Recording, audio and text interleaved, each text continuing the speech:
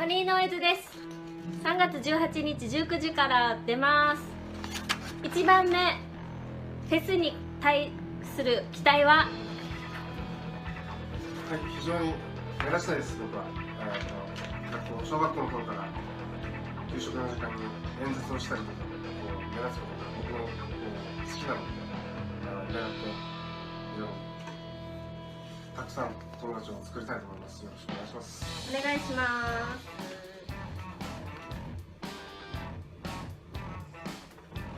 何回目の台湾でのフェスですか？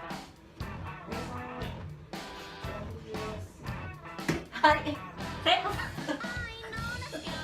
3回目です。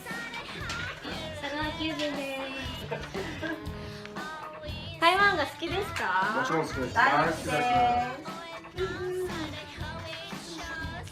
台湾で好きな食べ物は何ですか？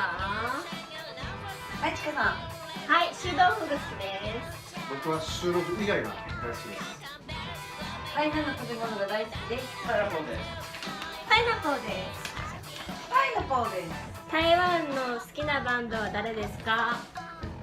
もちろん今回呼んでいただいた88バラットもう人間性を含めてですね、尊敬できるので、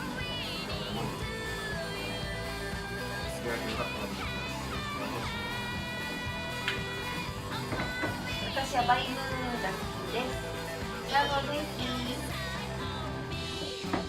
英語が大好きです。私は OCD ガールが好きです。今やってないのかな。カルトフィルムの主役になるとしたらどんなタイプですか？